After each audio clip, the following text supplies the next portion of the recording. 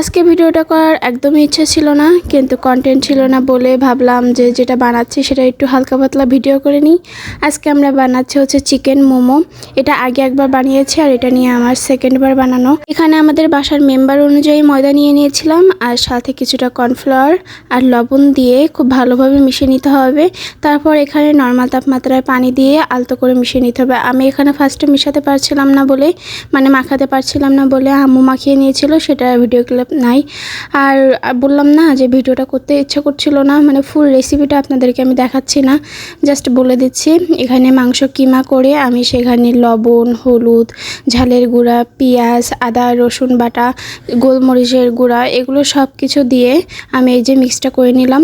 তারপর এটাকে আধা ঘন্টা বা 1 ঘন্টার জন্য আমি এটা ফ্রিজে রেখে দিব। আমার সস বানানোর জন্য প্রয়োজন হবে চিলি ফ্লেক্স, আর এখানে আমি চিলি ফ্লেক্স বানানোর জন্য কিছুটা শুকনো ঝাল নিয়ে নিলাম।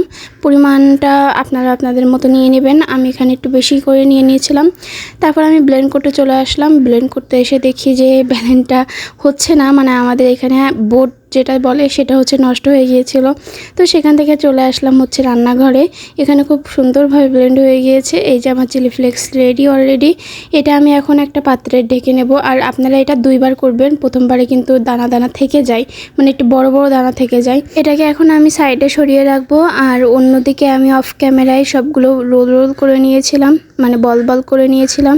এই কাজটা একা করছিলাম বলে ভিডিও করার কেউ ছিল না। একটু পরে আমার আম্মু সাহায্য করার জন্য চলে আসবে। এই বলগুলো হচ্ছে রুটি বানাতে হবে, মানে রুটির আকার দিতে হবে, কিন্তু এগুলো হচ্ছে পরিমাণে অনেক ছোট ছোট হবে। কিন্তু আমরা খুব একটা ভালো বানাতে পারি না বলে আমরা একটু বেশি বড় বড় করে ফেলছিলাম, যে কারণে মাথার উপরেটা বেশি, আপনারা যখন বানাবো তখনই দেখতে পাবেন যে মাথার উপরে কতগুলো ডোব বেশি হয়ে গিয়েছিল। আর আমি কিন্তু ফার্স্টে বলে দিচ্ছি যে মোমোর শেপ দিতে পারি না আমি, এখানে জাস্ট উল্টো পাল্টা। প্রথমেই বুঝতে পারবেন যে আমি একটু ভাঁজ দেওয়ার চেষ্টা করছিলাম যে কিভাবে করা যায়, কারণ আমি ইউটিউবে এত দেখি কিন্তু তাও পারি না। তো আবার সেটাকে খুলে আমি হচ্ছে একটা অন্যরকম করার চেষ্টা করছি, যে খাইলেই তো হলো, আর এত শেপ দেওয়ার কি প্রয়োজন। তো জায়মাই করে একটা হিজিবিজি আকার দিয়ে নিলাম। এটা তো জায়মাই করে আমি বানিয়ে ফেললাম। তারপরে হচ্ছে আমি আর একবার ট্রাই করছিলাম যে আবারও পারি কি না, আর একটু পুরগুলো বেশি দিবেন তাহলে বেশি মজা। তো যাই হোক, আমি এখানে আবারও ভাঁজ দেওয়ার চেষ্টা করছিলাম।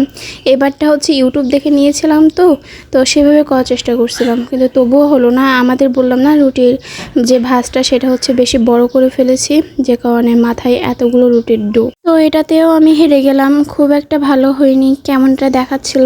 তো যাই হোক, আমি এভাবে অনেকগুলো বানিয়ে নিয়েছিলাম, প্রায় 50টার মতো হয়েছিল, মানে 45-50টার মতো। তারপর এখানে আমাদের যে রাইস কুকারের ওপের ঢাকনি আছে সেটা নিয়ে তাতে একটু তেল ব্রাশ করে দিতে হবে যেন সহজে পরে উঠানো যায়। আর এখানে পানি গরম করতে দিয়েছিলাম আমরা, পানিটা যখন বলক উঠে আসবে তখন আমরা এর ওপর এটা দিয়ে দেব, আর ঢাকনাও দিয়ে দেব। আর অবশ্যই ঢাকনার যে ছোট ছিদ্রটা সেটা হচ্ছে আটা দিয়ে ফুলফিল করে দিতে হবে, না হলে বাষ্প সব বাইর হয়ে যাবে। এখানে আমাদের প্রথমবার রেডি। আর সবচেয়ে বড় ভুল করে ফেলেছিলাম, এখানে কিন্তু ফার্স্ট আমরা ময়দা নিয়েছিলাম বলেছি, কিন্তু আমি শেষে ময়দাটা এত নরম হয়ে গিয়েছিল তার ভিতরে আমি আটা দিয়ে ফেলছিলাম, আর আটা দেওয়ার কারণে প্রচণ্ড শক্ত হয়েছিল।